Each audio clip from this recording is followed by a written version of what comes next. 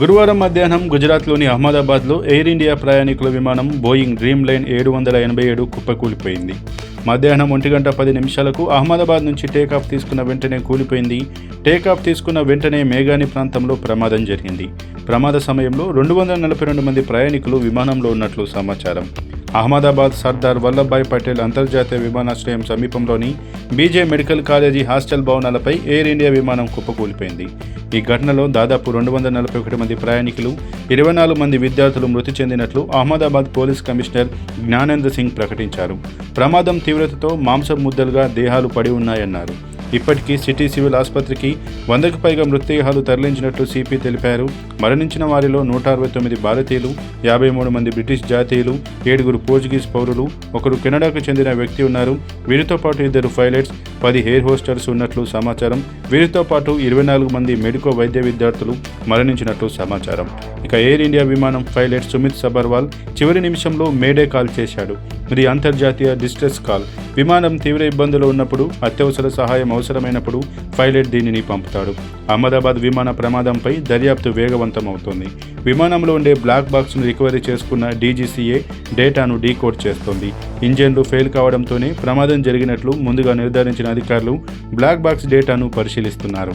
ఈ ప్రమాదంలో గుర్తుపట్టలేని విధంగా మృతదేహాలు, విమాన ప్రమాదంలో మృతి చెందిన వారి దేహాలు గుర్తుపట్టలేని విధంగా ఉన్నాయి. మృతదేహాలకు DNA పరీక్ష నిర్వహించిన వారిని గుర్తించి కుటుంబ సభ్యులకు అప్పగించనున్నారు.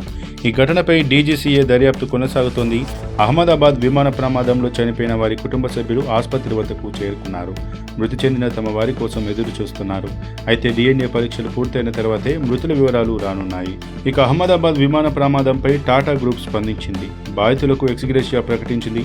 మృతుల కుటుంబాలకు ₹1 చొప్పున ఎక్స్గ్రేషియా చెల్లిస్తామని టాటా సన్స్ చైర్మన్ చంద్రశేఖరన్ తెలిపారు. అలాగే క్షతగాతుల వైద్య ఖర్చులన్నీ భరిస్తామన్నారు. దాంతోపాటు బీజే మెడికల్ కాలేజీ భవనాన్ని పునర్నిర్మిస్తామని ఆయన వెల్లడించారు. ఎయిర్ ఇండియాకి 2 నెలల్లో 15 నోటీసులు. ఎయిర్ ఇండియాపై నిర్లక్ష్యంపై డీజీసీఏ ఆగ్రహం వ్యక్తం చేసింది. గడిచిన 21 నెలల్లో ఆ సంస్థకు 15 షోకాజ్ నోటీసులు పంపితే ఒక్కదానిపై కూడా స్పందించలేదని పేర్కొంది. అహ్మదాబాద్ ఫ్లైట్ క్రాష్ ఘటనపై విచారణ జరిపేందుకు డీజీసీఏ 5 సభ్యులతో కమిటీని ఏర్పాటు చేసింది. అలాగే ఎయిర్ ఇండియా సీఈఓకి సమన్లు కూడా జారీ చేసింది. కేంద్ర మంత్రి రామ్మోహన్ నాయుడు ఈ ఘటనపై సమగ్ర విచారణ జరిపిస్తామని హామీ ఇచ్చారు. ఎయిర్ ఇండియా విమానంలో 11 సీట్లు కూర్చున్న రమేష్ విశ్వాస్ కుమార్ ప్రాణాలతో బయటపడ్డాడు. ఈ విషయాన్ని Ahmedabad police commissioner GS Malik ధృవీకరించారు. ప్రమాదం తర్వాత స్వల్ప గాయాలతో బయటపడ్డ రమేష్ నడుచుకుంటూ ఆసుపత్రికి వచ్చాడు. ప్రస్తుతం అహ్మదాబాద్ సివిల్ ఆసుపత్రిలో చికిత్స పొందుతున్నాడు.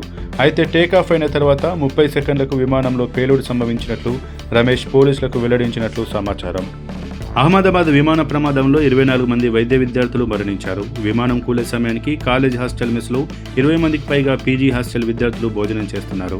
ఇక ఈ ప్రమాదంలో గుజరాత్ మాజీ సీఎం విజయ్ రూపానీ మృతి చెందారు. కేంద్ర మంత్రి సిఆర్ పాటిల్ ఆయన మరణాన్ని ధృవీకరించారు. అహ్మదాబాద్ విమాన ప్రమాదంపై గుజరాత్ ఆరోగ్య కుటుంబ సంక్షేమ శాఖ అదనపు ప్రధాన కార్యదర్శి ధనంజయ్ ద్వివేది కీలక ప్రకటన చేశారు. విమానం కూలిపోయిన ప్రాంత నివాసితులు కూడా గాయపడ్డారని అన్నారు. సుమారు 50 మంది గాయపడిన వారిని అహ్మదాబాద్ సివిల్ ఆసుపత్రికి తీసుకువచ్చారు. వారికి ఉత్తమ చికిత్స అందిస్తున్నారని ఆయన అన్నారు. ఇక మృతదేహాలను గుర్తించడానికి DNA నమూనాలను అందించాలని గుజరాత్ ప్రభుత్వం విమానంలో ఉన్న వ్యక్తుల బంధువులకు విజ్ఞప్తి చేసింది. ప్రమాదం చాలా భయంకరంగా ఉండటంతో చాలా మృతదేహాలను గుర్తించడం కష్టంగా మారింది.